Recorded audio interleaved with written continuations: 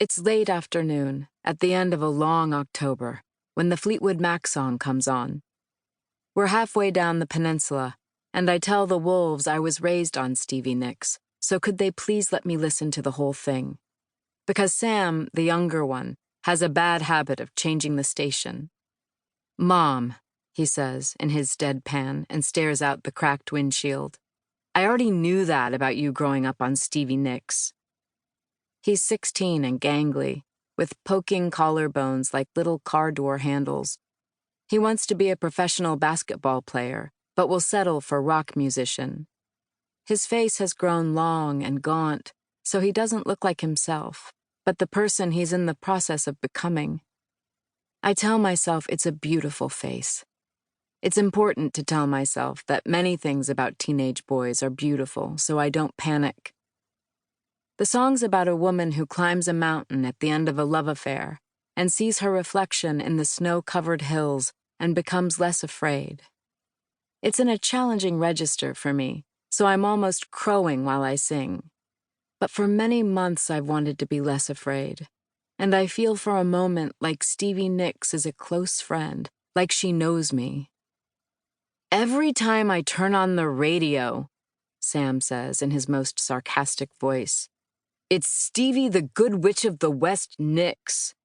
The thing is, Mom, I don't want to grow up in Maine on Fleetwood Mac like you did."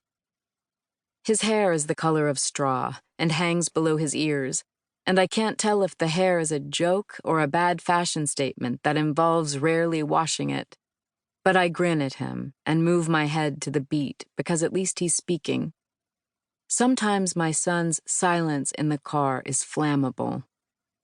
Charlie's in the back seat. He's our moral police. 17 going on something like 33. He thinks sports are a hoax and believes in the laws of physics and a senior named Lucy, who recently moved to Maine from Burundi. He's taller and sturdier than Sam and has my husband's dark, wavy hair that doesn't move even in high winds. I'm trying not to think about my husband. He is renowned on the peninsula for his gargantuan energy and for being a fisherman who doesn't come home empty-handed. 10 days ago, his boat engine exploded off George's Bank, and he broke his right femur and got airlifted to a hospital in Nova Scotia, where he's recovering from surgery. I'm not allowed to talk to the boys about how much I miss him. I'm not allowed to talk to the boys about my dread or my worry or any of my emotions, really. This isn't because the boys aren't emotional. It's just that no outward expression of emotion is sanctioned in this phase of wolf development. I've still somehow convinced myself that I am needed more here with them than with my husband, even though the boys answer most of my questions in monosyllables.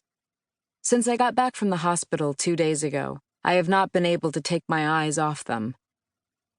The tourists have all left, so there are no other cars on the road. Just a fading sun that knifes through the pine trees and puts its little spell on me.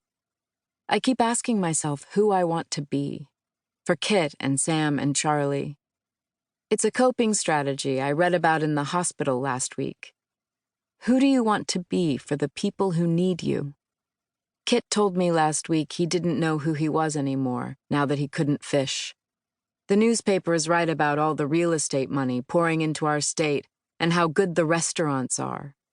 But most fishermen I know are selling their trawlers and fending off lenders, and I began making a film about this a year ago, about how almost none of the fishermen here can afford to fish anymore.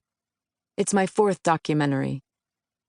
"You think you know me," I say to the boys, "but you might not know all of me." "Oh, we know you, Mom." Sam turns and rolls his eyes at his older brother like I'm a nut job. He's wearing the Adidas t-shirt with the logo of the green leaf on the pocket, which he's convinced is marijuana. The shirt has some mysterious dime-sized stains and is way too big, so he looks like someone not getting enough nutrition or hygiene.